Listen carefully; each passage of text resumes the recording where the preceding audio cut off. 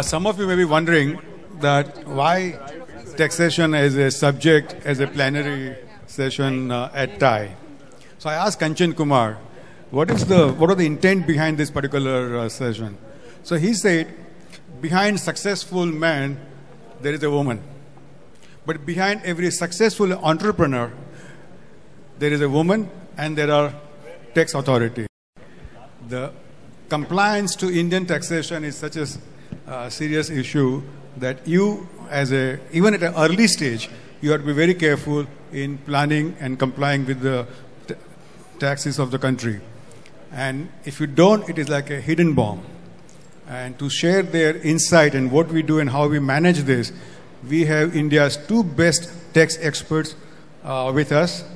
Dinesh Kanbar, Deputy CEO of KPMG, and Nishit Desai from Nishit Desai and Company. Both are extremely well-known tax consultants, corporate lawyers. I can go on and on in terms of their background in terms of domestic market as well as the international market.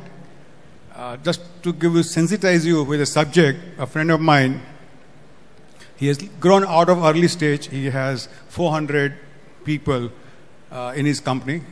His solution is part IP, part imported content, part manufacturing, and part services. He right now runs a very successful company with 400 people, but he has 7 people dedicated to see that he complies with the laws of the land, and is running a very successful enterprise. There are more than 21 different taxes an early stage entrepreneur will have to face in 3 years' time. How many of you are running a company which is, say, 2 years old? How many of you are paying more than 10 different types of taxes? Do you understand those taxes? Actually, there are 21 different taxes.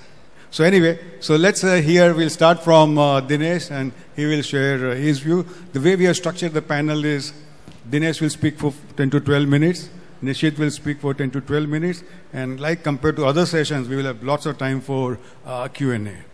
Come on, Dinesh. Yeah, please. Thank you, Harish. Just as I was looking at the earlier session, I was keeping on telling myself, wow, this is going to be a much drab session compared to what we saw earlier on. But let me just tell you, we tax guys have an extremely exaggerated sense of importance about ourselves.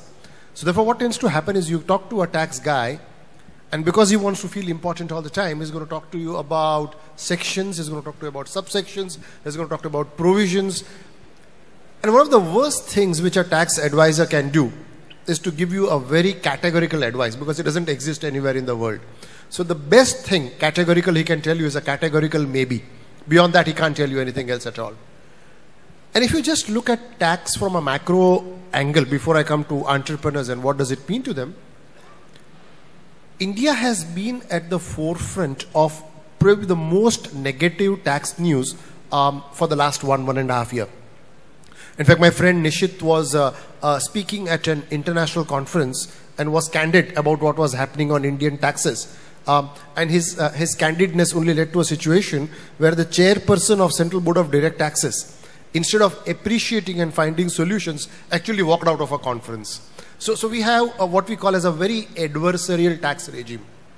But just to all of you who have been following tax in some form or shape or the other, the last 1.5 years has seen some of the most outstanding tax things in India. For example, we had the largest ever tax litigation, which was Vodafone, which in a sense was a very simple proposition. You acquire an overseas company, and that happens to technology all the time, that you are acquiring a US company. The US company has got some operations in India. And I can again tell you, it's very interesting, that if you ask Nishit or me sitting here, that here is a provision of law, can you please tell us, we want to pay what taxes you tell us. We don't want to plan. We don't want to be aggressive, but can you just tell us how much to pay? We won't have an answer. We won't have an answer. We can say, here are 3 different scenarios. This is most aggressive. We believe this is right, but this is going to be litigated for the next 7 years. So we have Vodafone. The matter went all the way to Supreme Court. It's very interesting and just shows how the government can go so utterly wrong. So the Supreme Court came and held that an overseas transaction is not liable to tax in India merely because there's an underlying value in India. And you would have thought in any part of the world that that really was the situation in law as it stood. There was no need to really go all the way to Supreme Court. But the Supreme Court, having given its verdict, and both Nishit and I happen to be working on that matter, the matter was over. And bang comes a retrospective amendment. And the amount of negativity and therefore the amount of problems that it is causing on funding today is not even a joke. So as entrepreneurs look at funding, they look at exits, they look at second tranche, third tranche, and your business is cross-border, the first thing somebody will come back and say is, how do I fund a business which an operation in India where I do not know what is my exit tax liability? And I'll give you a very live example of a very small company based out of Bangalore, doing third round of fundraising, excellent business model, and the entrepreneur calls me literally day before yesterday to say, I am selling 2% of my equity, 2%, to put in some personal funding in the company. And I just need to know that this is being raised at a US level. I have about half my business in India, half my business overseas. And my guys are saying they're going to withhold taxes. Is that the right thing to do? And I wish I could give him an answer, yes or no. All that I would need to tell him is, you need to get indemnities, you need to keep money in escrow, and whatever rubbish. That's not an ideal atmosphere for a government to create a conducive environment to promote either businesses or to raise funds. So we had Vodafone, and bang comes the government with retrospective amendment.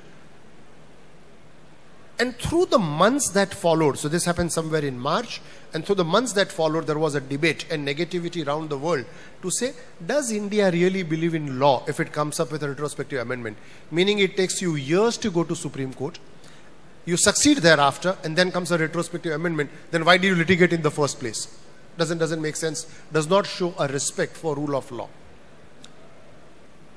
And the jury is out that if the government would have collected probably a couple of $1 billion of taxes, then even then people would have come back to say it was not worth staking the pride of the nation, the dignity of the nation for $2 billion.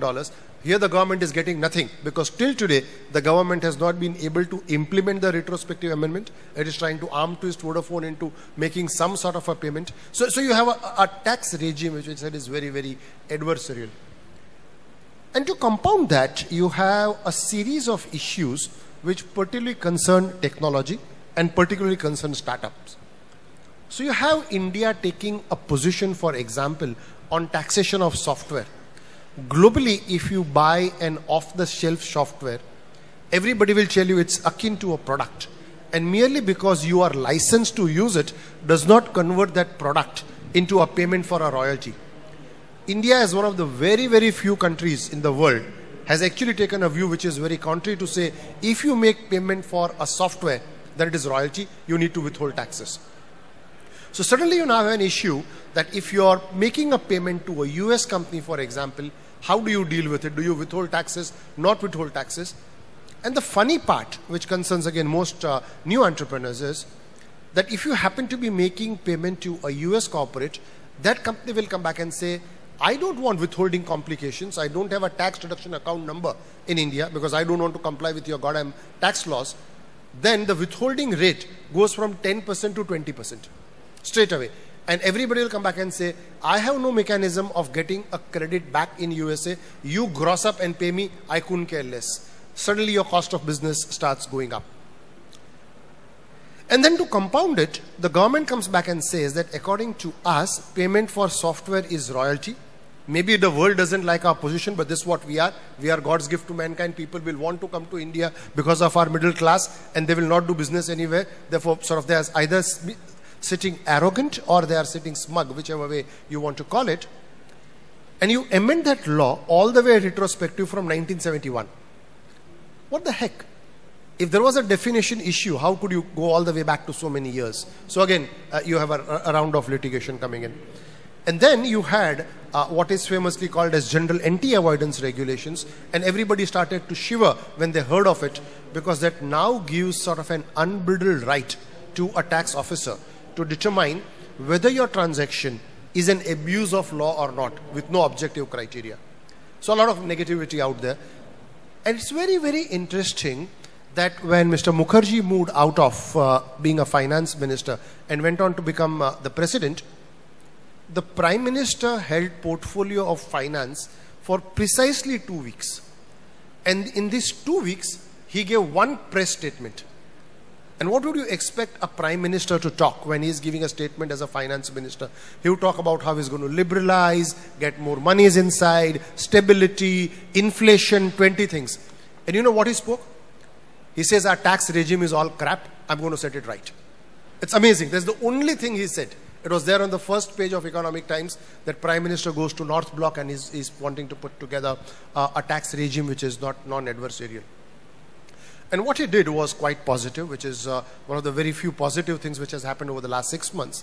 He set up 2 committees, a committee known as a SHOM committee, but more important and important to this group out here is a Rangachari committee, of which I happen to be a member, which is really looking at all the issues, tax contentious issues, particularly for IT and IT-enabled services. And the reason why this becomes very important is that a lot of India has grown on the backbone of technology. And the way people are interpreting, because our traditional tax treaties were written about 60 to 80 years back. They have no idea of how the movement of technology can really impact the way business is done.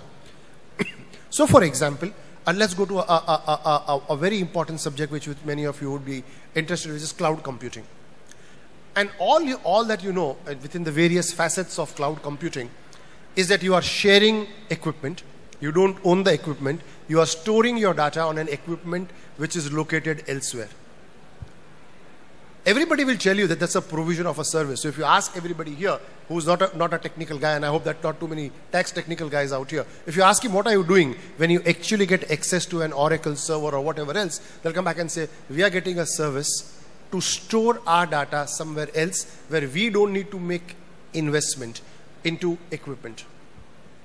And the government of India comes back and say, no. That is for a payment for right of using equipment.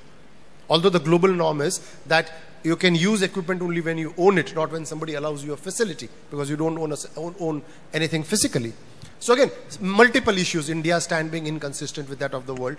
And these committees were really formed to look into these issues. The good news is the committees have given their report. And these reports, if implemented, have the ability to resolve many of the issues which you have. So for example, one very large issue, Harish, which we face is on transfer pricing.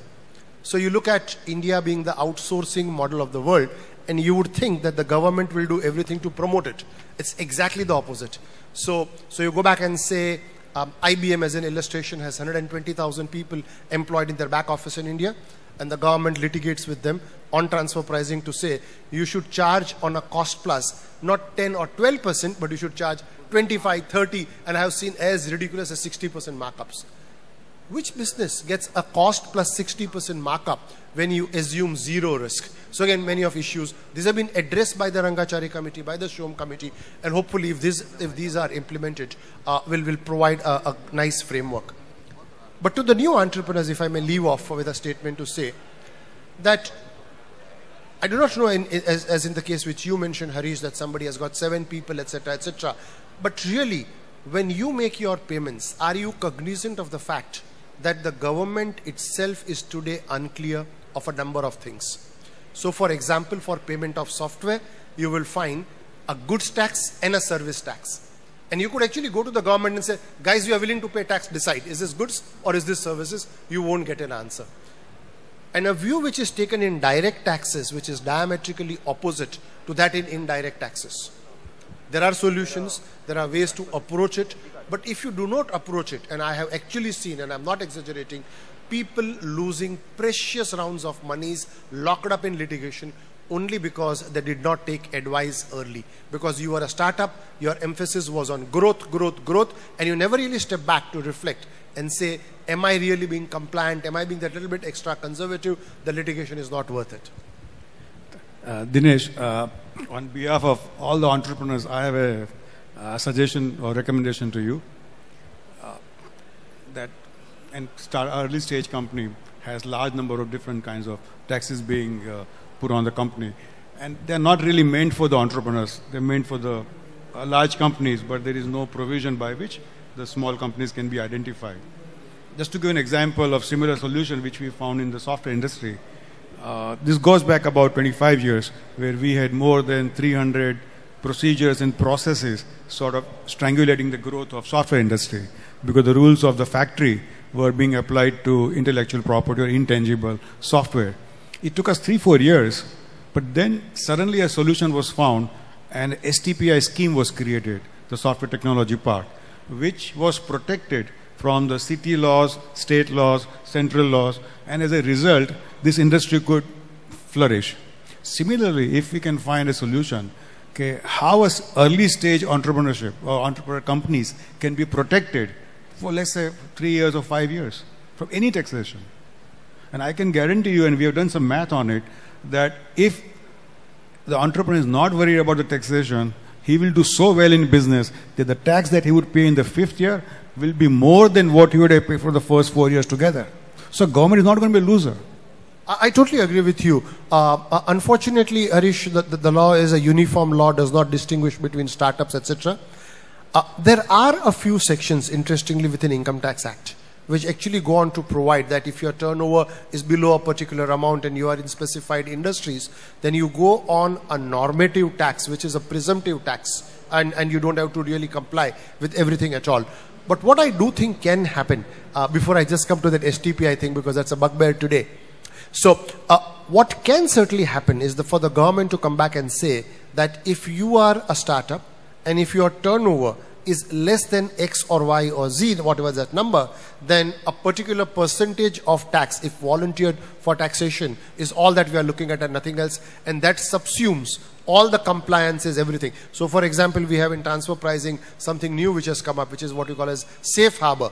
Meaning, if you are willing to pay X amount, treat particular amount as your income. That's a very good suggestion. And I sit on the chair of FICCI tax, and maybe we'll just put this as one of the key things. But you know, you mentioned about STPI. And if there are people here who are operating in STPI, they will tell you that de facto, the scheme has degenerated so much that if you go to a tax, so an STPI typically has a 10-year tax holiday. And when you go to claim that tax holiday, the tax officer actually behaves as if it is money going out of his own pocket, and he will find 20 reasons why he will deny you that tax. It was not the tax benefit.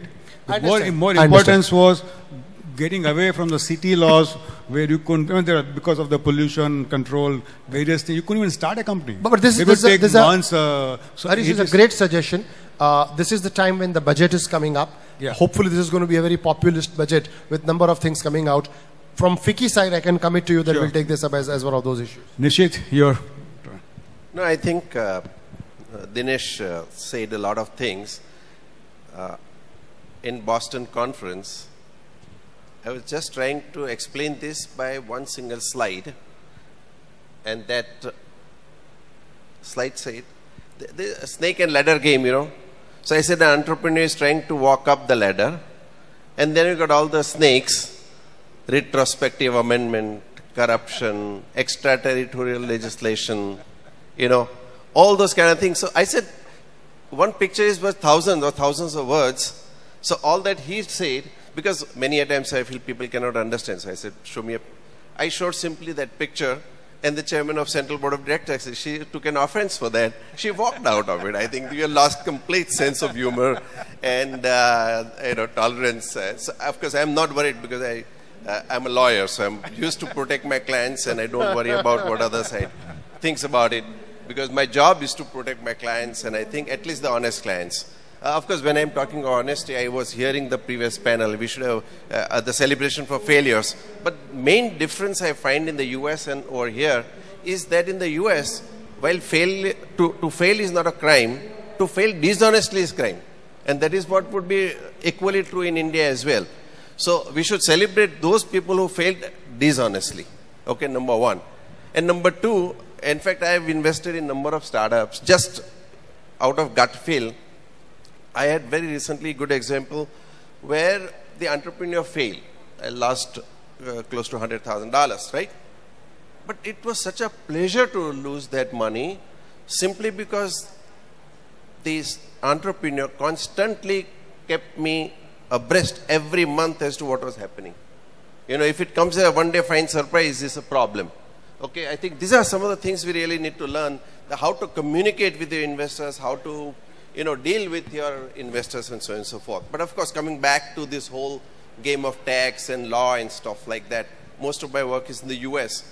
And what I was keen on figuring out, how many of you have been in the US or hold green card or citizenship or something like that, and how many of you have relatives in the US who may be interested in this kind of project?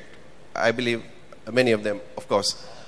Just to let you know that when you think of a startup, the first thing is about starting a company. Today, one good news that we have now introduced, or at least we are about to introduce regime for one-man corporation. So only one single person can form a company. You don't need two shareholders. That's a big relief, because the moment you have to have a second shareholder, you have to have shareholders joint venture agreement and, you know, all kind of arrangement between the... Number two, in a company, when you get an investment, typically a startup company comes up with the idea. After some time, somebody will come at a premium. The worst thing that Indian government has done this time is to treat this premium from an angel investor as an income of the company. Ridiculous. Nowhere in the world this happens, that you get a capital from somebody to start a business and government of India would take away 34%. This is one single thing we should be opposing. Of course, they have provided exemptions for venture capitalists or stuff like that. But really speaking, what you need to encourage is the angel culture, or the, I would say, faith investors, where father, mother, or somebody, you know, gives. It should not be treated as income of somebody. Nishit, if I can just come in for a second. You know, it's just, Harish, very interesting. You have people who launder monies and put monies in, and this is politicians largely, who will put their black money into a company in the guise of a share premium. You want to curb it. Great. What you go ahead and do is exactly the opposite. You say that unless there is a venture capitalist, every capital coming into the company is going to be your income. So what you're doing is really to curb entrepreneurship. Those who are actually otherwise doing this will find 10 different ways to do it, because that's their business. But I'll tell you, we had a similar challenge about 15 years back, or 10, when Mr. Manmohan Singh was finance minister, and where we wanted a zero duty on import of software products. So he made a statement, okay, what you guys export, I don't know. Now you are saying what you want to import, there is nothing. So how you will become the biggest Hawala industry in the country? Because we just don't understand what you are going to import and what you're going to. So we say, okay, yes, 8, 9 of us sitting there, okay, 10% of us will be crooks. But do you want to support the other 90%? Absolutely. And he supported. He had the guts to take the decision in favor of the 90% and not get swayed by the 10% crooks who would manipulate the policy. And who will find any alternate way to do nonetheless whatever they want to do. Sorry, Nishit. No, absolutely no problem. I'm here. I'm always happy to talk. You know, when you have an entrepreneur and an enterprise, I think the fundamental relationship in the early stage is more like a mother and a baby, you know.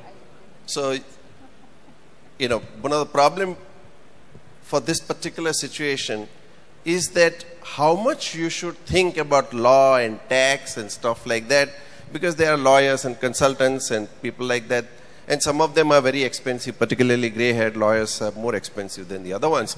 But, you know, how do you deal with that? And the situation is that, you know, you go through the same pain point, and much would depend on what is your vision, what is your strategy eventually, and you have to act today. The difficulty is that, suppose you want to keep a small enterprise and you want to live with that, and that's one thing. But if your vision is to grow big or big, then you have to think today, when the baby is born, all those issues for exits, for IPOs and stuff like that, that is a big challenge. Because later on, to change any structure is a nightmare. It's not only expensive, but sometimes it is very difficult. It cannot just be done. So, you know, when a baby is born, first thing you think, okay, what do I need to do? We must give polio vaccine, right? Why do you give polio vaccine? Because you think 5 years, 10 years hence should not have a polio. And same thing for a startup company. Even when mother is pregnant, You go to a best doctor at times because you want to make sure that the child is born without disformities or, and same thing when baby is born, you want to do the best that you can do, because in future, now the problem is when you think of future for big issues and today you are small, so how do you meet up with those kind of situations? So, and I've dealt with those situations all the time. But you need to know what the issues are. Okay, then some things you may do today, something you may do tomorrow. As somebody was mentioning, for example, to give ESOPs. It's a challenge to start with how much to give, how to give, what price and what. These are the issues that really you have to address, and each one has its own tax and legal implications as well. Another questions I often am confronted with is whether we should start a startup in India or in another country. Many times even in the US. My general answer to the US entrepreneur is never start your startup in the US. Because once you are in the US, you can never migrate a company outside. You got anti-inversion laws, and there are quite a few tricky problems. But now, do you want to think of those issues upfront, or you want money from investors? Later on, it becomes a bigger issue. But by and large, from a legal tax perspective, I think we prefer to have non-US company because you can migrate back to US, but to migrate out is a problem. Now, these are some of the issues that you really need to consider when you get into a startup mode. And obviously, Indian tax regime has become very, very tricky simply because, first of all, laws are very ambiguously drafted. That, as you mentioned, the challenge has been. And number two, today we have, lost some degree of voice before the government. I think we have to very strongly go, as you mentioned, and say this is not the way to run the whole thing. You are killing the enterprise. 90% of the businesses in the world are small, medium scale or family owned enterprises. And now we'll see even more, particularly one-man corporation, which is going to come. That means you need only one shareholder. That will be a very interesting kind of an entity that it exists in many other parts of the world, but that would be something that I would recommend. Number two, in terms of opportunities, I see CSR. New Companies Bill is introducing what you call more like a voluntary CSR activity. What does this mean? It means that every company which is a profitable company has more than 5 crores of profit, or otherwise 2% of last 3 years average profit, you should put in what you call corporate social responsibility activities. And there are activities which are listed, like helping the poorest of the poor, helping AIDS victim and stuff like that. But one of the interesting thing that has been added as item number 10 is social business. Okay, and this is the greatest opportunity India can really leverage on. There is so much to do in social business, and social business, I don't need to talk to you all about that, but every not-for-profit activity can be converted into a social business. There are so many unmet needs of society that will allow you to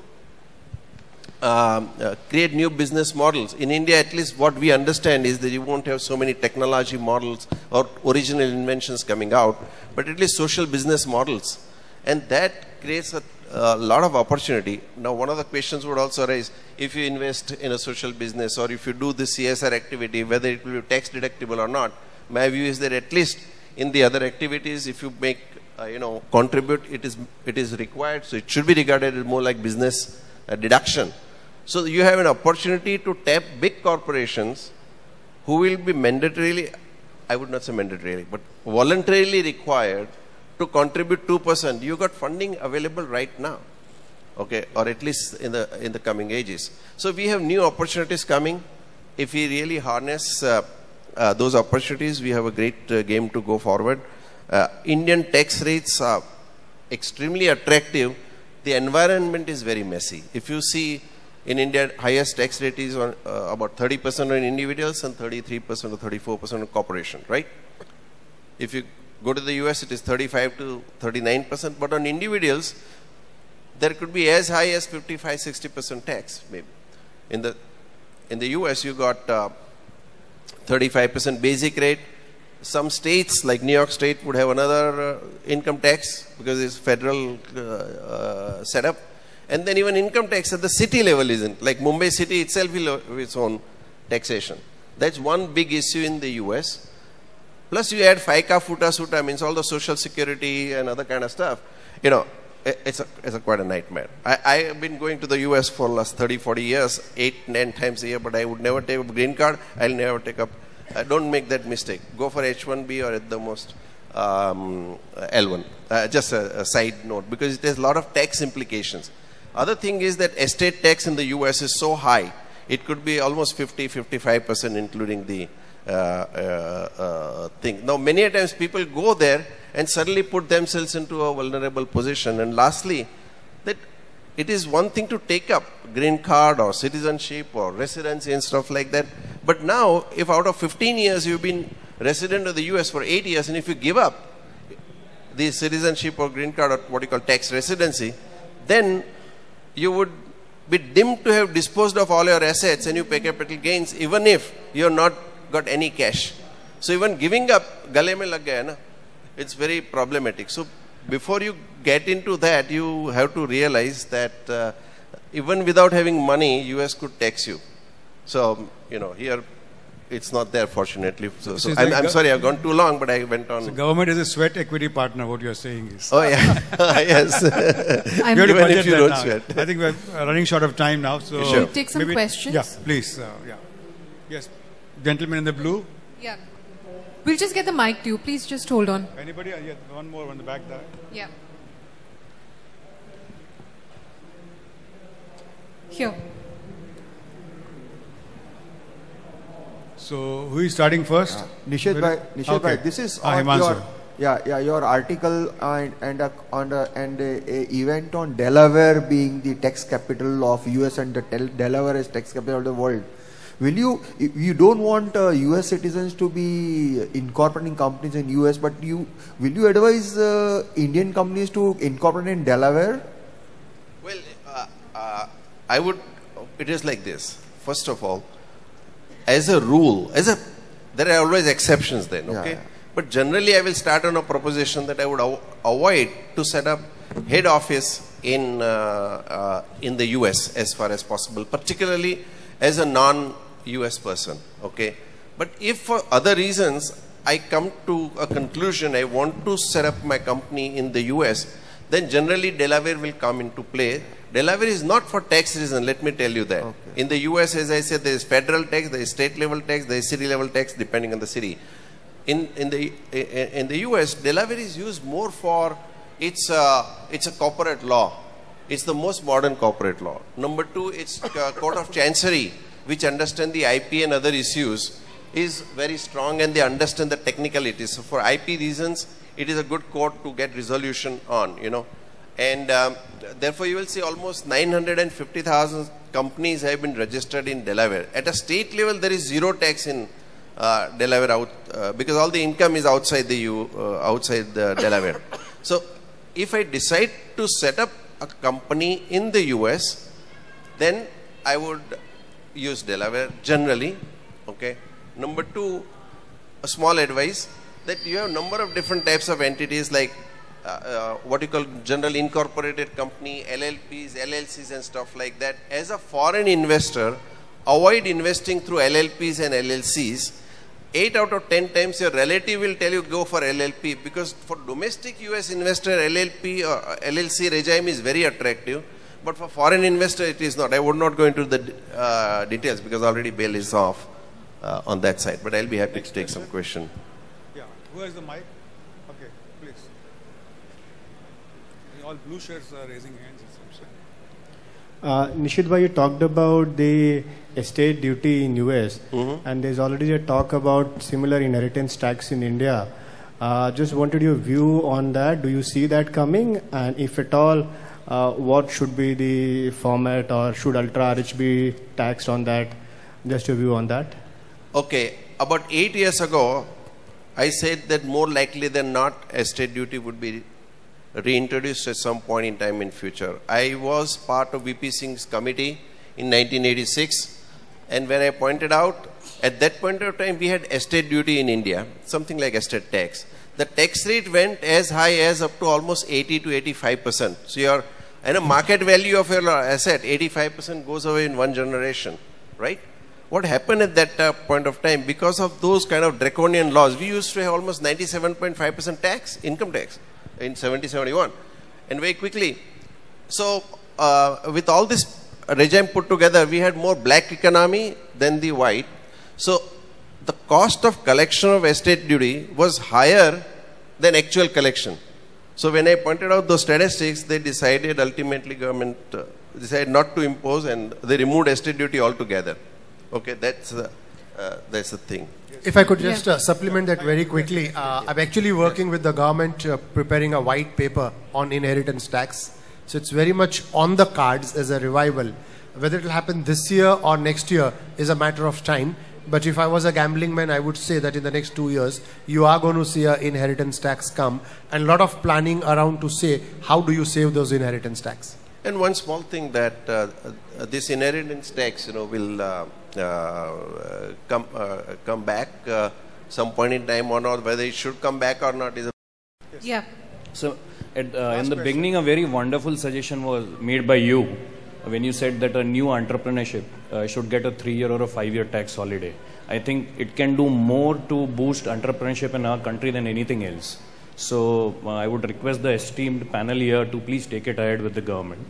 I see through TRI platform, through Indian Angel Network platform, through NASSCOM platform, we are pitching for that. Yeah, in and terms I don't know of why finding a way, how do we island start? No, they have technical issues into how, from the ministry's perspective, they want to do it, but they don't know how to do it. Yeah, because you have people who will start multiple entrepreneur organizations. All kinds of things, exactly. Yeah, and then different laws, and there's a complexity involved in terms of the legacy, but something will happen and will continue to happen. Mind you, STPI scheme took 5 years for us to get it. So we must have that patience and perseverance to see that happens. The answer to that is that 10%, 90% thing that you said, right? Yeah. To stop 10% of people from taking undue advantage, why tax the 90%? Correct. An absolutely. entrepreneur in the first 5 years should concentrate on growing business rather than anything else. And I have a question to Mr. Desai. Sir, is one-man company similar to an LLP, or are they two different? And what are the pros and cons? I think it's a new... Can I stop here? Sure.